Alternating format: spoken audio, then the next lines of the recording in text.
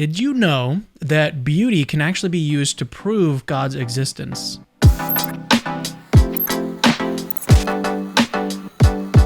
So back in 2019, Dr. Alexander Pruss was invited to give the highly regarded Wilde Lectures at Oxford University. The Wilde Lectures have actually been around since 1911 and are among the most prestigious lectureships available to philosophers and theologians working in philosophy of religion. The video that you're about to see is the particular lecture that he gave on an argument from beauty for God's existence. I probably don't need to tell you that this lecture is amazing, but it's amazing. Make sure to watch all the way until the very end. So if you'd like to learn more about Dr. Pruss, then check the description. I also have linked there the slides from his presentation that he gave here. So definitely make sure to check out the description. Oh, and just to let you know, I'm sharing this video with permission from Dr. Pruss himself. He actually gave a total of 5 lectures at Oxford, and so I plan on sharing different videos from his different lectures in the same kind of format. So just stay tuned for more videos like this. Okay, here is Dr. Alexander Pruss's Wilde Lecture on the argument from beauty for God's existence. Thank you. It is a great and undeserved honor to be here in the footsteps of such distinguished predecessors. I am very grateful to Professor Leftow for inviting me as one of his last official acts here at Oriel. I am very grateful to Oriel College and especially to Dr. Wood for the warm hospitality that I have received. I will be giving 5 lectures, and they will be presented as sort of arguments for the existence of God. I say sort of because they're not going to be deductive arguments or even highly formalized Bayesian arguments of the sort that Professor Swinburne is known for. They will be stories on which various problems, some of which are well known and others of which are known maybe only to a few specialists or perhaps even unknown, can receive a solution based on a theistic theory.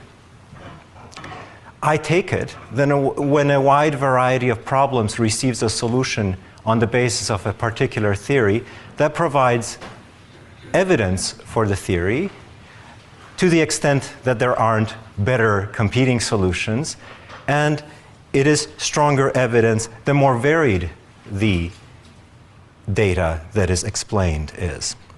So this is kind of an excuse for a certain lack of unity in the data that will be presented. So that's sort of one side, is you can see it as a move from below to above, finding evidence for God. And it's, again, the evidence is something here in a lot of this, like what my colleague Steve Evans at Baylor calls signs. It's signs that point towards God, I think, more than something like Aquinas' 5 ways, which I think are a marvelous piece of work. But there's also another way to look at this. And this is, these are lectures in natural theology. Natural theology is an attempt to see what can be said about God by natural reason. One of the things that I think people, all the religions, all the monotheistic religions think is that God is deeply involved in everything. God is something like the ground of reality, the ground of being. He's behind everything.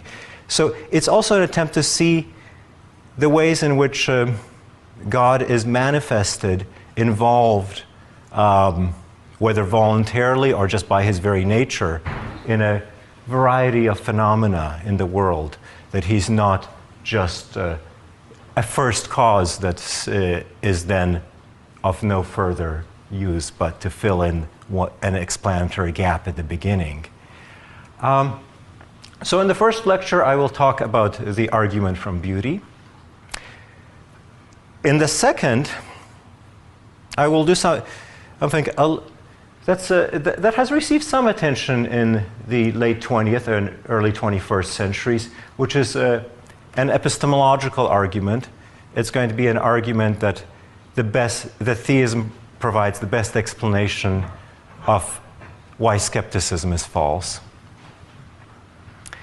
The third and fourth are going to get referred to a number of times in the first and second, where it's always useful to put off difficulties for a later lecture, especially a later lecture that isn't yet written, but exists only in my head, and hence I can change it as needed.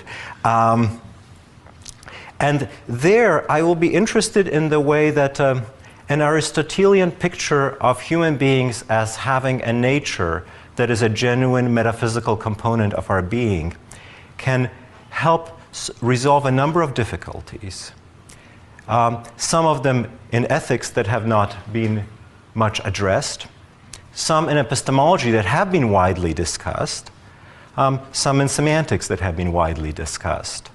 The idea is going to be that in a number of cases, a kind of middle ground between relativism and objectivism is appropriate, namely the relativization of norms to human beings rather than to individuals, namely to the human species.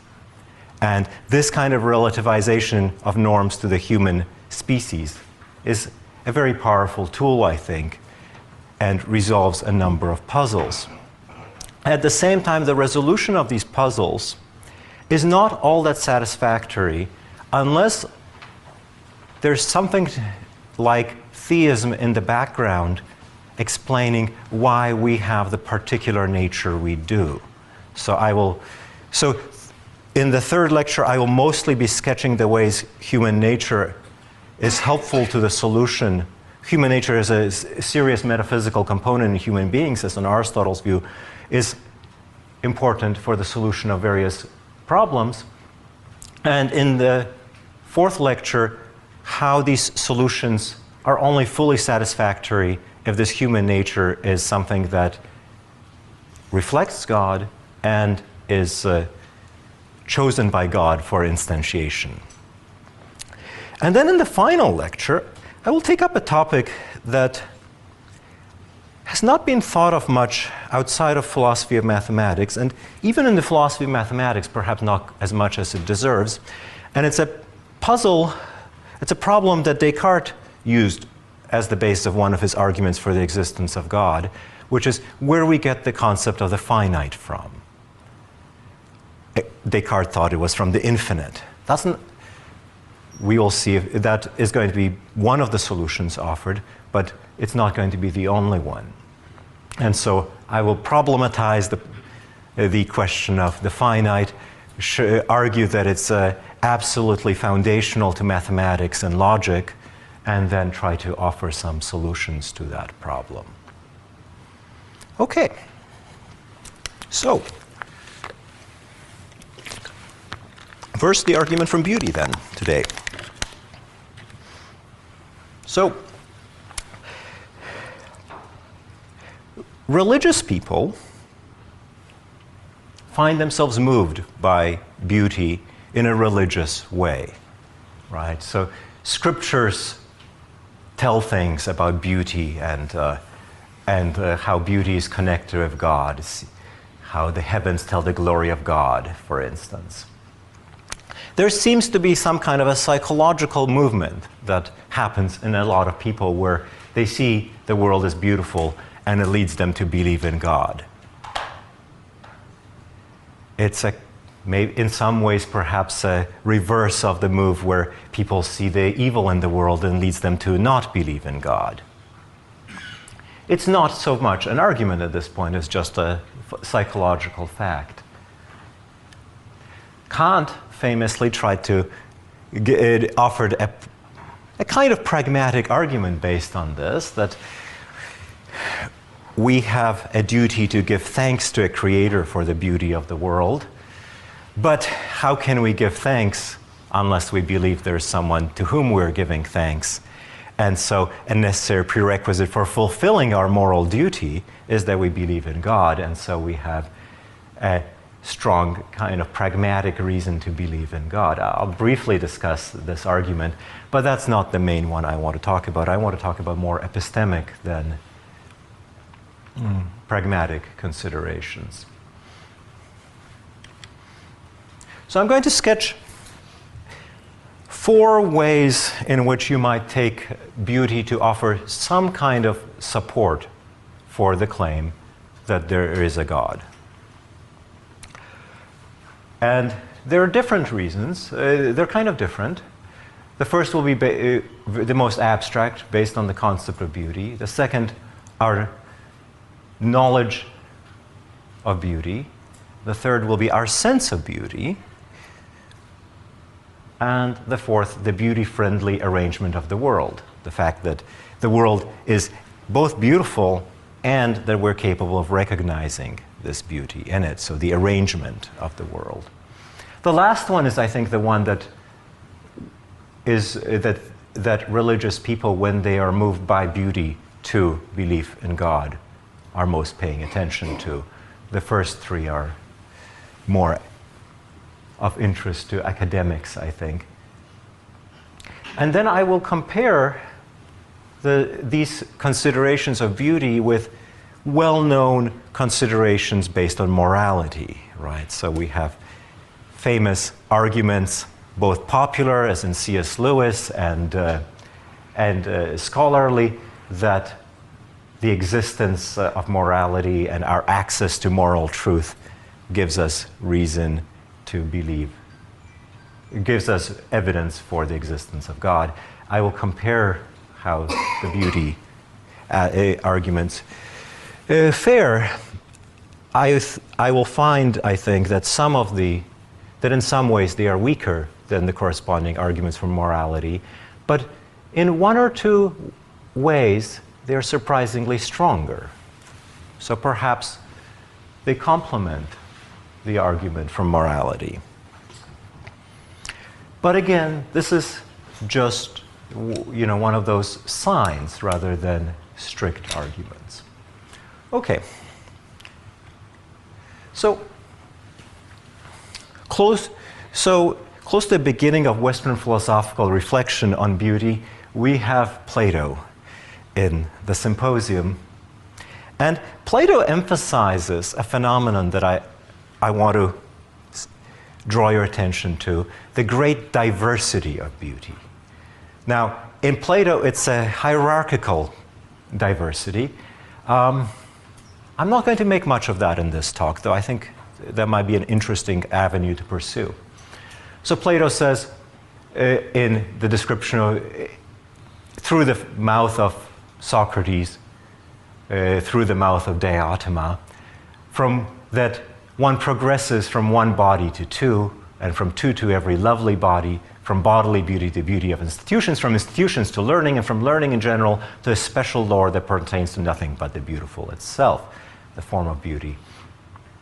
There is a very broad variety of beautiful things, and it's very hard to see what they have in common.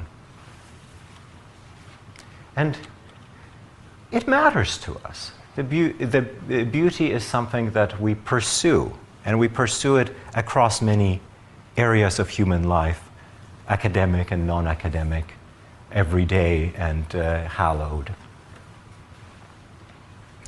So, so we have beauty of character. We have physical beauty in nature. We have beauty created by human beings in the image, at least to some degree, of beauty found in nature. We have a visual beauty of an abstract sort that doesn't mirror anything in reality, that doesn't have a representation, but that nonetheless exhibits a beautiful structure. There's something here. There's something beautiful here, and not all of it is easily apparent either. So this is a Jackson Pollock. Apparently, one of the interesting differences between genuine Jackson Pollock paintings and fake Jackson Pollock paintings, or imitations, is that Jackson Pollock paintings, the genuine ones, have a fractal character. If you zoom in on them, they have pretty much the same structure as the whole thing, as long as you don't zoom in so much that you see, individual strokes or molecules or something like that. While the fakes do not, and I suppose it's due to his multi-month process of dripping paint carefully, whereas the people producing fakes do not have this sort of patience or the artistic judgment as to just how to walk across the canvas and how much to drip and when to stop. I said we pursue beauty in everything matters to it, right? We have even, especially in the 21st century, the beauty of industrial design, product design. There is something really lovely. I'm not an Apple guy, but I have to say the iPhone is lovely. There is mathematical beauty. So, we have these pretty pictures of fractals that one finds all over. That's part of the beauty here. But there's also the beauty here that you don't see, but that we know, which is that this is generated by a very simple algorithm. So this is beautiful both for what it presents and for what it represents, namely the output of an elegant and very simple algorithm involving squaring things in the complex plane. Likewise, we have sort of lovely little symmetric designs, but also the fact that they come from an elegant algorithm is, I think, actually part of the beauty there. Moving on, there's beauty that is not at all visual, or in fact not at all sensory. The smallest exceptional simple Lie group has a certain beauty of its own, which is not the beauty of the letter G of the subscript 2, though I do like the font, but but that is insignificant. There's the beauty of poetry, which is twofold. There's the sensory beauty of the sounds that we have in the first 4 lines of this famous Polish poem, and then we have the beauty of the ideas, but not of the sound, in my translation of these 4 lines.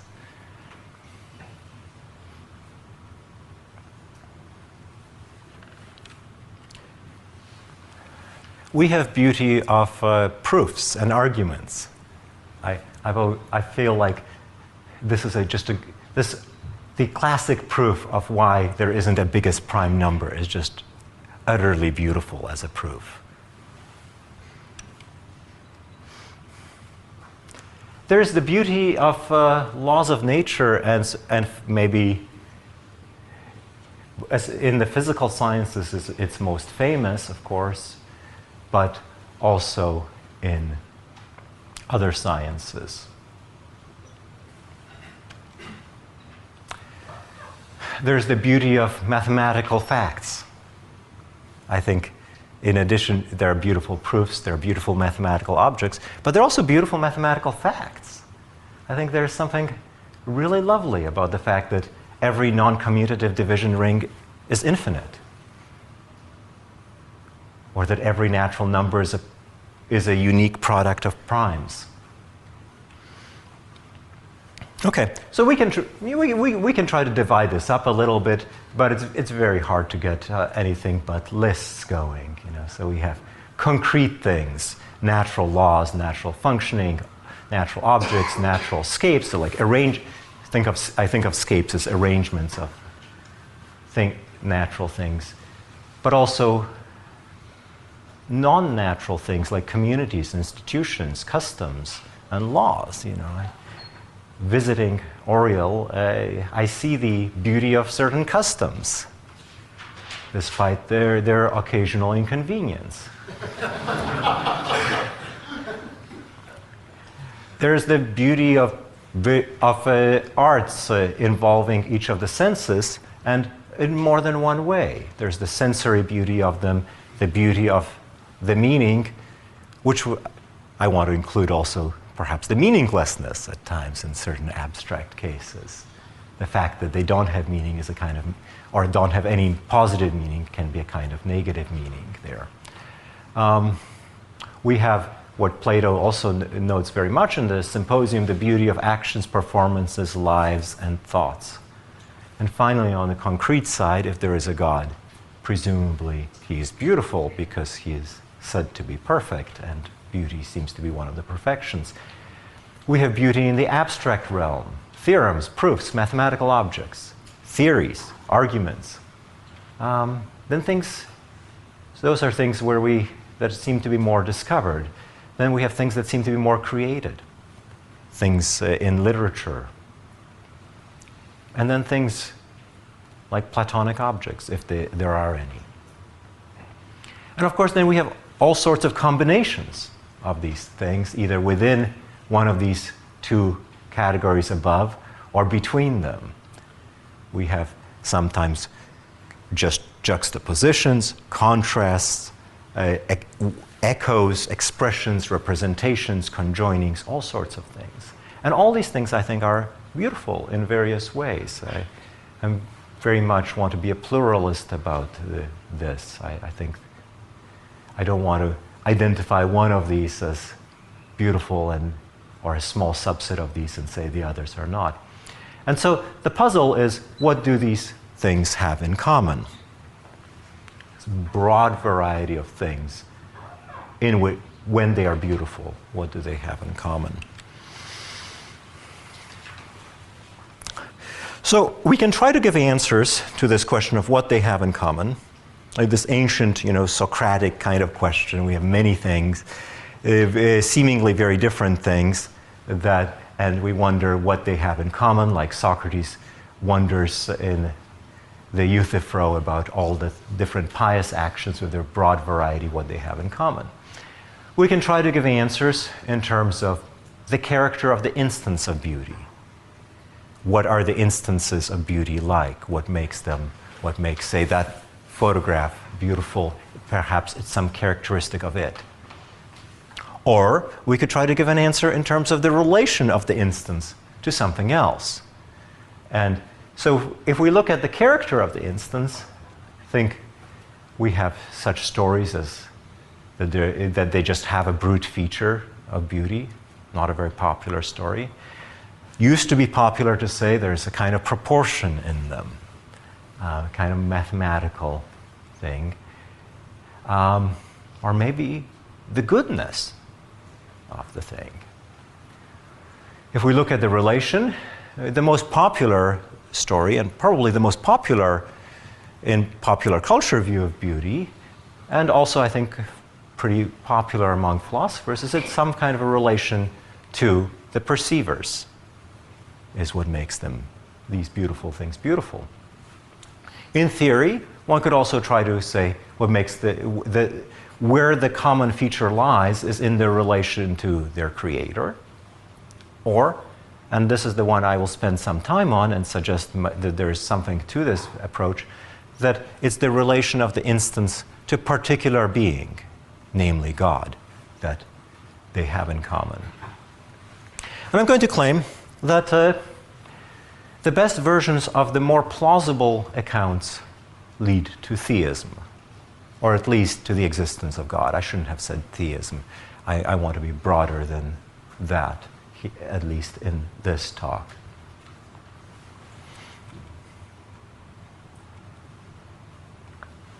So let's first look briefly at stories that involve the character of the instance. Brute feature stories, it's just a fundamental fact that this thing is beautiful, while this water bottle, crumpled up as it is not. That's just how it is. Just like some things are electrically charged and some things are not. It's just a property they have. That's just how it is. Maybe we can ask the metaphysicians what it is to have a property.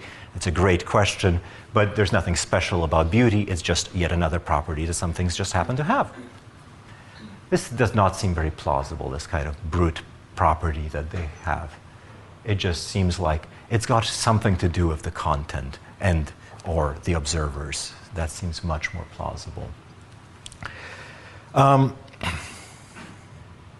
Proportion theories were at some point popular. People gave stories as to what makes a sculpture beautiful in terms of the right kinds of proportions in them.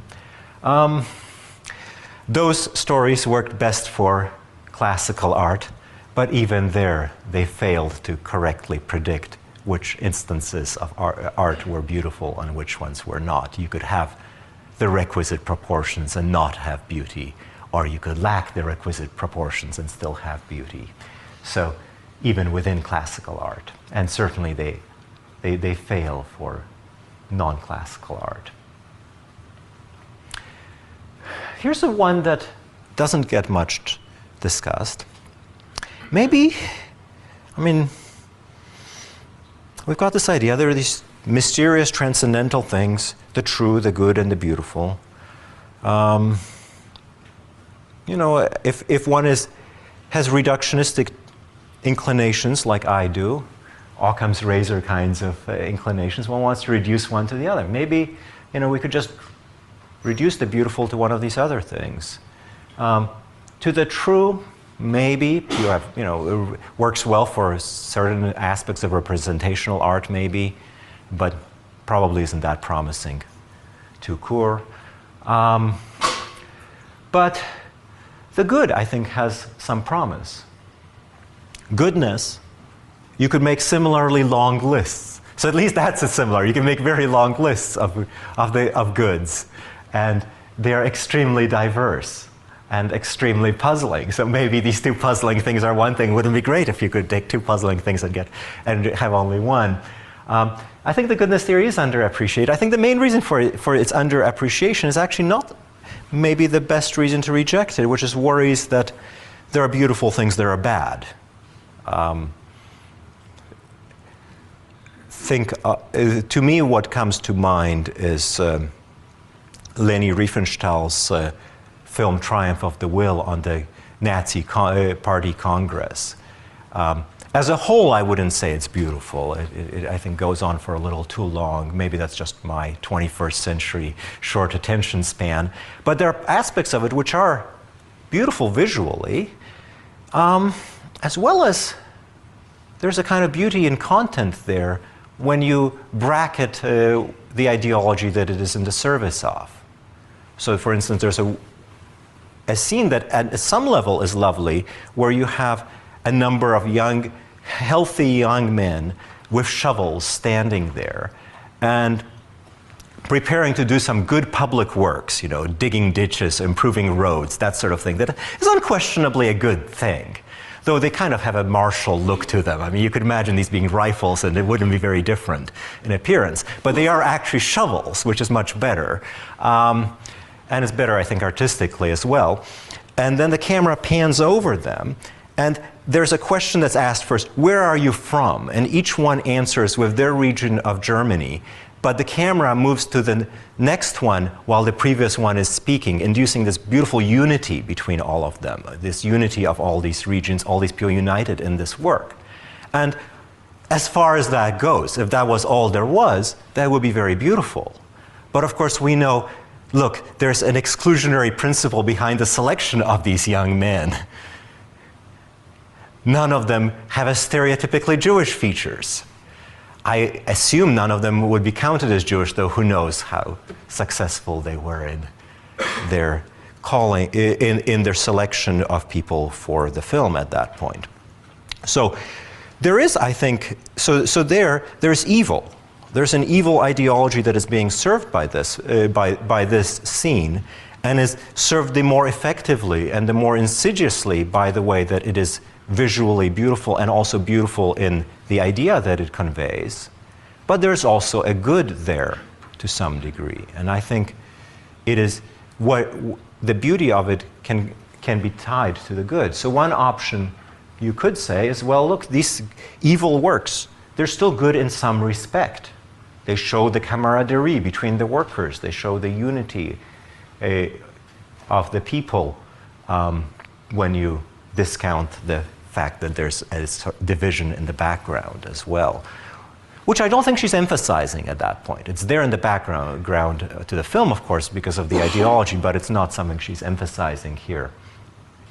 So that's one option. The other option, you could say, well, you could just say, look, the good is the beautiful, and these evil works, they're just not beautiful. They just look beautiful. We are mistaken in thinking that they're our initial impressions are mistaken. It's like illusions. We have visual illusions. And we know that the two lines are parallel, but they don't look parallel. And no matter how well we know that they are not parallel, they still look parallel. And likewise, it could be with art. If the beautiful is the good, it could be that it could be an illusion that it's beautiful, but one that we have a very hard time psychologically ridding ourselves of. It pulls on us, which is why it gets used in effective propaganda. Of course, there's tons of propaganda that is just plain kitschy as well. Leni Riefenstahl is, I think, exceptional in the production of propaganda. Now, when I was thinking about this, I found myself very strongly pulled to the good theory, and then I thought, but there is a difference, and for me, it's a kind of emotional difference. I find that the beautiful pulls on me differently. It's a more visceral kind of pull. It's a more mysterious kind of pull. And it seems to me the beautiful kind of pulls us beyond the beautiful thing in a way in which the good, at least overtly, does not. So I think there is still a distinction to be made. So I don't want to go for any of these theories based on the character of the instance of beauty. So what about the other approach? The relation between the beautiful thing and the perceiver. So you could have theories on which the beautiful is what we perceive as beautiful or what we are attracted by. The perception theory is probably the most popular theory of beauty in our time, and probably in all times. It seems to come fairly naturally to people to think this way. I don't think an attraction theory is plausible as a the beautiful certainly does attract, but other things attract than the beautiful. And clearly so, in a way that I think it would be implausible to say we're just mistaken in thinking those things aren't beautiful. The perception theory needs more detail, of course, because as it stands, it's pretty circular. The beautiful is what we perceive as beautiful. So we need some way of filling out that right-hand side beautiful, maybe specify the particular qualia of beauty or something like that, which is going to be a difficult task. But I'm not saying it's an impossible task. I want to raise the question, though, of the level of generality in this subjectivist kind of theory. So we could have one of three stories at least. The first one is a particular level one. Every time a particular individual perceives a particular instance as beautiful, it is beautiful. There, I think we've got the problem of bad taste and the possibility of error. It seems very plausible to me that there is such a thing as bad taste, and that there is such a thing as error. In fact, I'm quite sure I have bad taste in certain ways. I trust the testimony of wise people that some of my tastes are bad. But I'm still, attracted to these things. The rules story, the level of generality in the rules is interesting. You might have the story that we have rules of beauty embodied in our patterns, in our perceptions, and everything, or maybe instituted by society, instituted maybe to some degree by the art world for non-natural beauty, and everything that the rules rule as, quote, beautiful, unquote, is beautiful. You might try to run the error line again, but can't a society have bad taste as a whole? And elites often say this kind of thing. But it's hard to say how well it works. For one, the elites are parts of society. Maybe it's a kind of hierarchical definition where the elites have more say, though I don't know what exactly defines an elite qua elite. But I don't know. It seems to me very plausible that I individually have poor taste at times, but it seems less. It seems easier to think that society does, in some sense, at least seen maybe with some of the wiser people as having more say as to what counts as society, maybe that works better. But I'm worried about the extrinsicality. So suppose I'm admiring the proof that there are infinitely many primes, or a Renoir. And behind my back, while I'm admiring it, the rules change. Society starts now judging these things to be ugly. The mathematicians start rejecting papers with proofs like this, saying, this is an ugly proof, find a nicer one. We want lots of calculations, lots of messy numbers, and so on. I think, I would not be led to think I am mistaken in my contemplation of the proof or of the painting as beautiful just because these things are happening behind my back. It seems too extrinsic to the work and to the perceiver. Finally, I think this is, to me, this is why I find subjectivisms about in epistemology, aesthetics, and ethics not plausible. It makes it very hard to see why beauty matters as much as it does. And I don't just mean psychologically matters, but really matters. Now, one might say it doesn't, but it seems to me a datum that it does.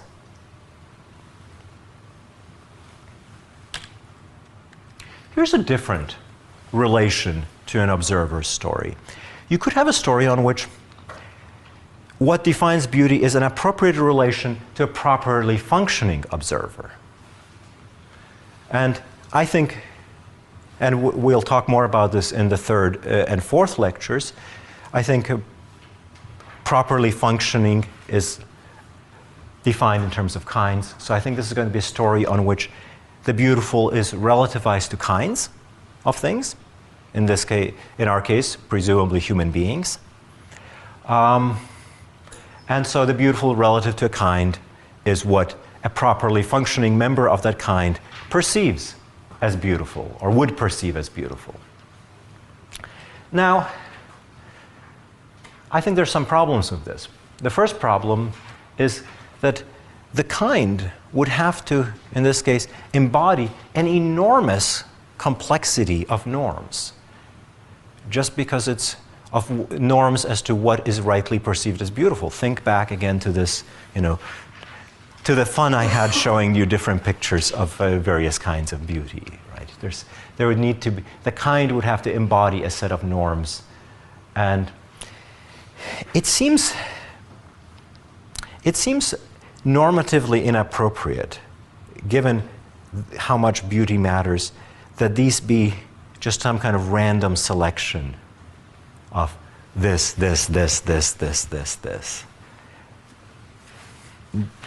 That's an intuition, maybe you don't share it, but it seems to me that you could have a game where the rules are just pretty random. You have to do this move or that move or that move, and they don't fit in any kind of unity. But it seems to me that's not, first of all, we wouldn't find the game fun. And secondly, it's not a kind of game that I think is important to play either. I think a believer in God has a solution to this kind of problem.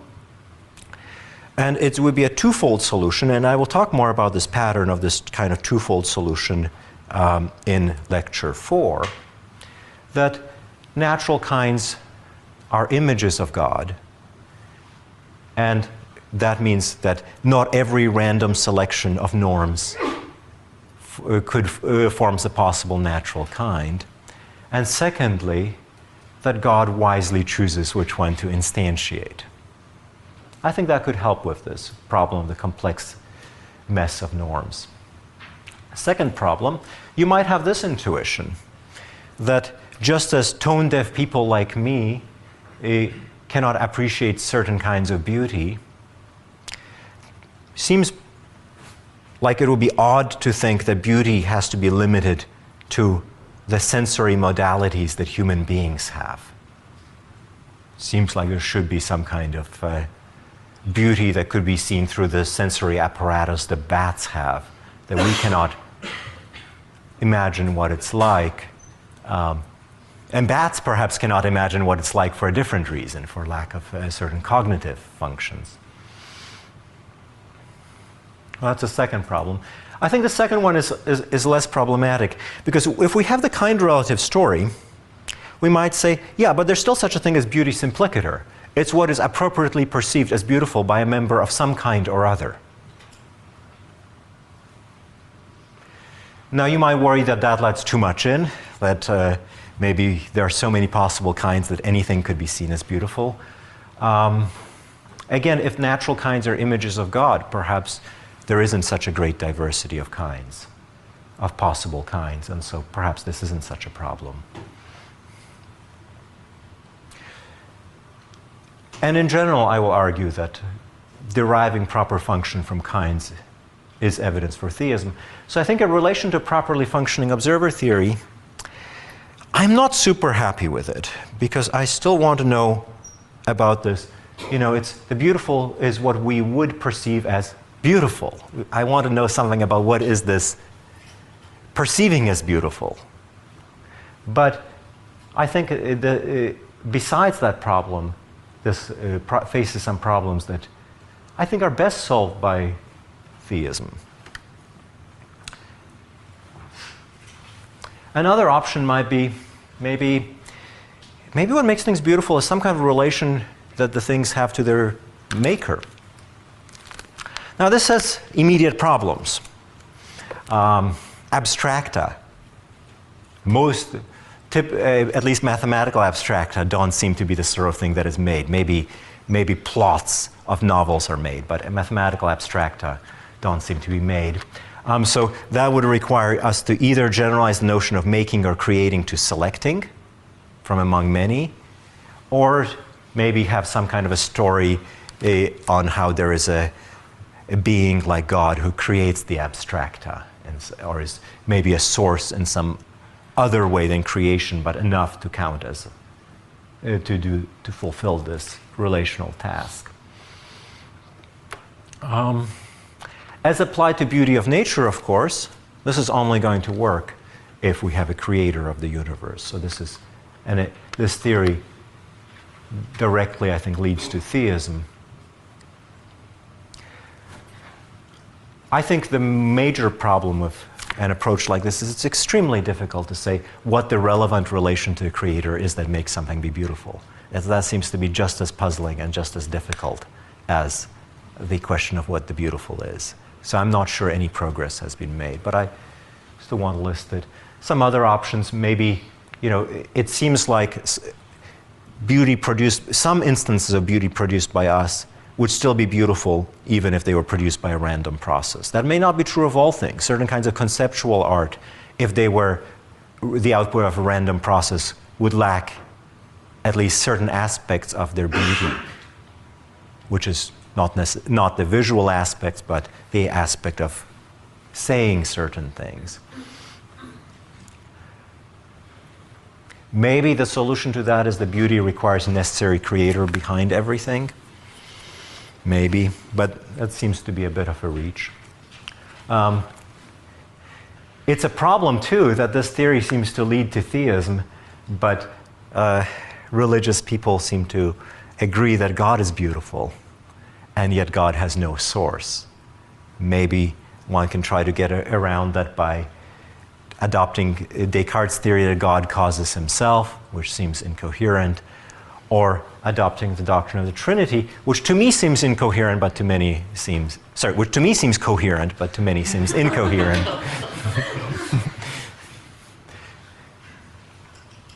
But I think the main problem here is that it's not clear that we've made progress because it's not clear what the relation is. So I want to try something else. And I'm not sure I'm convinced by this. I'm sort of going back and forth between this and the perception by a properly functioning member of a kind story. So the thought is this. God is divine. I want to say something about the being divine in this kind of broad sense, not the sense of theologians use, but this broad sense in which you can talk of a divine cheesecake, perhaps. God is divine fundamentally. But things that participate in God are divine derivatively. They're godly in that way. So some things participate in God.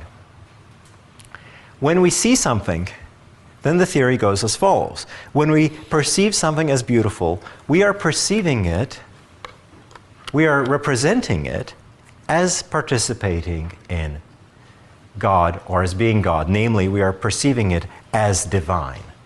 And the beautiful just is the divine, either the fundamental divine, namely God, or the derivative divine.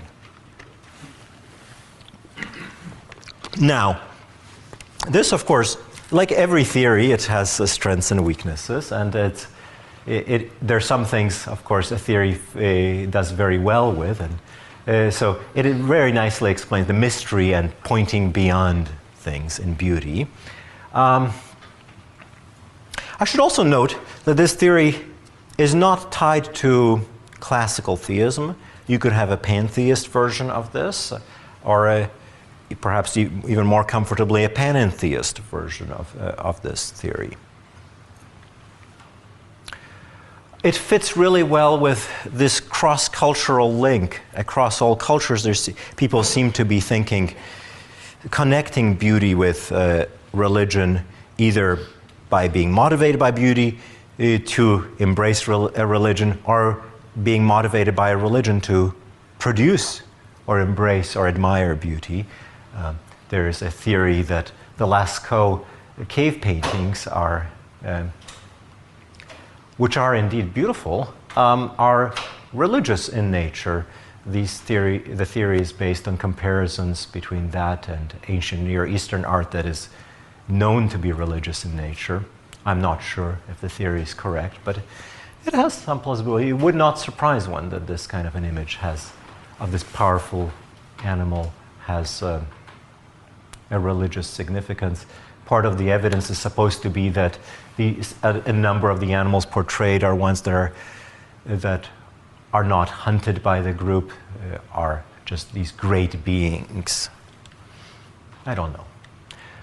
And of course, in contemporary and religions, we have beauty exhibited, produced by the religionists, extremely intricate, sometimes representational, sometimes not representational, sometimes both. And in here we have texts which are representational, and the visual arrangement is probably not representational.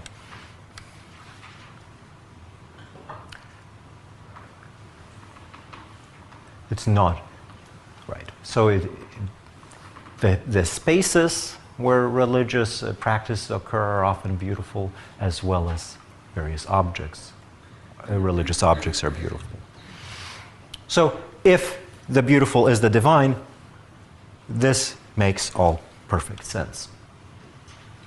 But of course, we can always find things that a theory can explain. So what about the problems for the theory? The most obvious one is that atheists have as developed a perception of beauty, as far as we can tell, as theists. And yet surely they are not seeing, when they see a beautiful mountain, they're not seeing it as a participation in, or as something that's participating in God. Or are they? You might think this is a controversial claim in the philosophy of perception, highly controversial, but one that I'm attracted to for independent reasons, that when you see red, you're roughly doing something like perceiving something that represents a thing as emitting or reflecting light of roughly 680 nanometer wavelength. There's a lot of detail to be filled in. It's not, the approximation, the around is kind of a cheat, and exactly how this works it'll be hard. But the story is going to be, that is what the representation, that is what the perceptual representation means, but we don't actually conceptualize it in this way until we do the science and realize, well, that's what is being represented. It's a mysterious quality, but it is that one that is being visually represented by the quality of red, I think. Now, that is highly controversial, but if it could be made to work for colors, it could be made to work for beauty. We perceive it, it's something that represents God, but nonetheless, it's not conceptualized as such. Second problem is that it seems like this makes beauty extrinsic in the same way that the rules story did. It seems like the Rocky Mountains, even in a world without God, would still be beautiful. Maybe. I think you have to see this.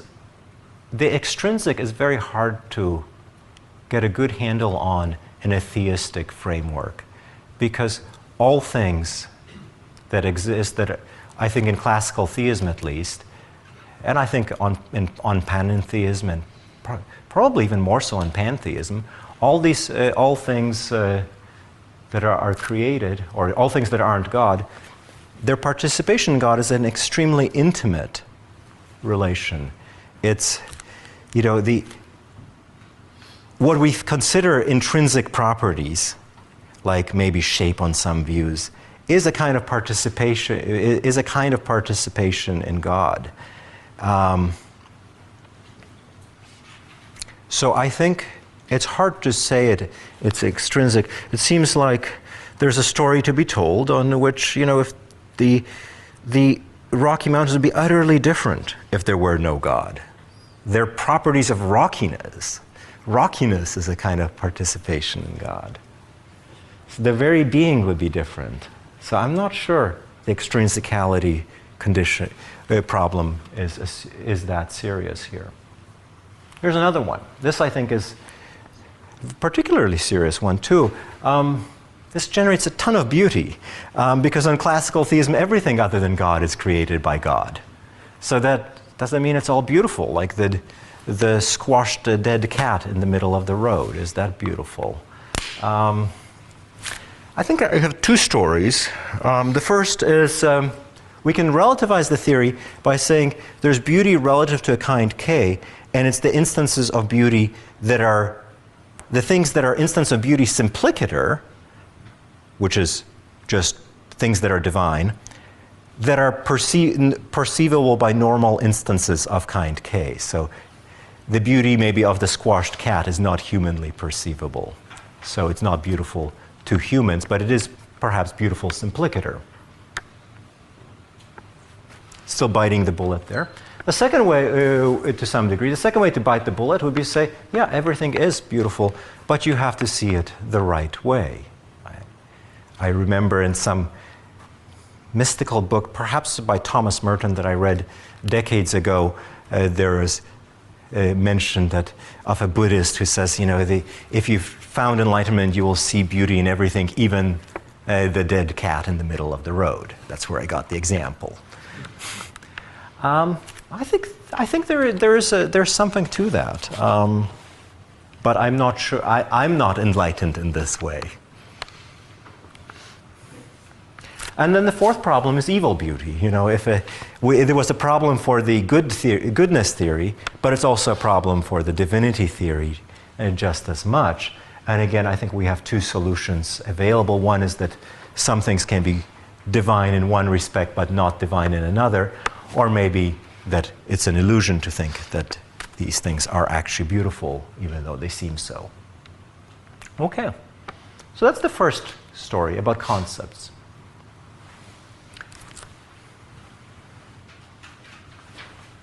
I'll pass over this.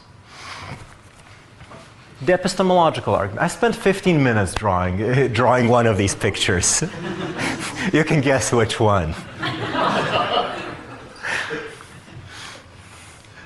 So, absent theism, evolutionary debunking arguments against ethical knowledge, I think, have a fair amount of force. That we are selected for survival, not for the truth of ethical beliefs. You can apply similar arguments against other kinds of knowledge, like against knowledge of other kinds of objective norms, like epistemological ones, and also aesthetic norms. I think it's clearly less of a problem to be a subjectivist about aesthetic norms than about epistemological or moral ones, but it's still problematic. Theism provides a nice explanation of how various normative judgments, including ones of beauty, could be truth-tracking and yet have evolved. God can set up evolutionary scenarios on which designed to make us appreciate or believe certain things. I think this is this might give you some evidence for theism, but it's quite a bit weaker than the analogous arguments from ethical and epistemological knowledge. There aren't many from epistemological knowledge. That hasn't been developed much. But, and the reason it's weaker is because it's much easier to be a subjectivist about beauty, and the cost is much lower. Nonetheless, I don't think one should be a subjectivist about beauty, because this is not as beautiful as this, clearly. Here's one argument that I think is interesting. The sense of beauty. So we have a sense of beauty, may or may not be truth-tracking. If it's truth-tracking, we need to explain why it's truth-tracking. That's the previous argument. But if it doesn't track truth, it's still puzzling why we have it. Now, on the moral and epistemic side, it's really easy to give evolutionary stories as to why we have something like a sense of morality or a sense of epistemic propriety, because it just helps us survive in many, many ways. On the side of beauty, we can speculate about things. We can speculate about, appreciation of mates, about how, the prettier fruit are better to eat. Are they really? Maybe expensive displays for mates are useful, and maybe beauty is somehow bound up in these. On the other hand, so much of what we find beautiful, maybe the vast majority of it, is so useless or even harmful. I'm an indoor rock climber. I would love to be an outdoor rock climber because of the beauty that could be attached to the athleticism involved, but it's just too dangerous. So the beauty of the outdoors pulls me there, but it's just the statistics are poor. There are just too many deaths. Hiking is great. Beauty pulls us to it, but it's dangerous. Tigers are lovely too. And then a lot of the beauty that we appreciate is just was completely irrelevant to us, presumably whenever we were evolving. Mathematical beauty, say, or the beauty of g equals 8 pi t. That was, for a long time, unknown. We could say that, maybe this is just that the beauty of these other things that we didn't evolve for is just a spandrel, as the evolutionary biologists call it, something that is a side effect of an evolutionary process but not itself selected for. And there's a small core that's evolutionary helpful. I think that degrades the pursuit of beauty. It makes it be like just the pursuit of drugs. It makes it be it just so happens that when we see these things, it gives us certain kinds of pleasure. So what? Why devote your life to that? You could be more effective by attaching electrical stimulation to that part of the brain. I'm going to skip option 2, though. I think you could try to expand the core, give more speculative stories that apply to broader things. I think there still will leave a lot unknown. On the other hand, if there is a God, there's many reasons one could give. Good reasons for God to have us set things up so that we would evolve in such a way that we would have a sense of beauty. Certainly, if beauty is divinity, a sense of beauty would seem to be the sort of thing that's relevant to God. But also, all these other stories are things that God could care about. Mate selection, social cohesion, healthy food, relaxation, all these things. And then the religious pull of art. Also, I want to say, and this is going to be something that I will talk about a number of times in various contexts, there is the phenomenon of residual confirmation. So even if we can give a good evolutionary explanation of the sense of beauty, evolution does not confer an extremely high probability on there existing beings that have a sense of beauty. Probably doesn't even confer a high one, maybe just not a very low one. Because evolution is probably not in the business of conferring high probabilities on specific adaptations. Evolution conjoined with theism, I think, gives you a better explanation. It confers a higher probability, makes it more likely that a sense of beauty would come about. So even given an evolutionary story about the sense of beauty, we can still have evidence for theism because it still explains things to say that why do we have the particular kind of evolutionary process that led to a sense of beauty? Well, because God had all these reasons. I'll skip this. I'll skip the Kantian argument, actually. I want to move to the arrangement story. And so the arrangement question about beauty is the one that actually pulls people. Why is there so much beauty around us, right? And we can give all these lists. We've seen all these pictures. I won't bother. Why is there so much beauty not around us, but in mathematics, wherever mathematics is? And finally, why are there beings capable of appreciating beauty? Appreciating it, creating it, uncovering it, all these things. Why are there such beings? Now, if God exists, He has many reasons to make there be beautiful things and make them accessible to us. Beauty points us beyond the everyday. It can draw us to God.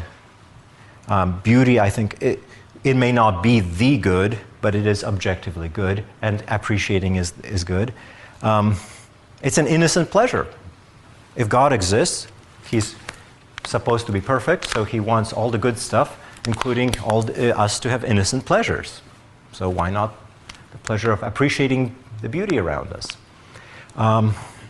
Very significantly, I'm an aestheticist about science. I think what happened in the scientific revolution is we realized the particular kind of beauty that the physical world embodies. We learn to appreciate the particular genre of beauty that's found in the world, and it's not the Baroque beauty of great diversity. It is the kind of beauty the mathematician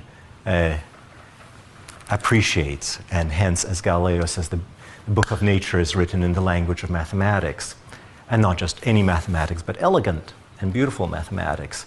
And so God could have a reason to give us a sense of beauty and surround us by beauty in order to make it possible for us to do good science and to make beauty be a guide to truth in science. So there's one sort of beautiful things and accessing beauty. We can say theistic stories. What about abstract beauty? I think on classical theism, we'll want to ground abstract things in God. They're going to be God's thoughts, aspects of God, something like that. And so we would expect the abstract realm to be beautiful if God is, as on the divinity theory He certainly will be. And so so theism can explain why we have so much beauty and why we perceive it. Let me end with a parallel to the moral argument. So the moral argument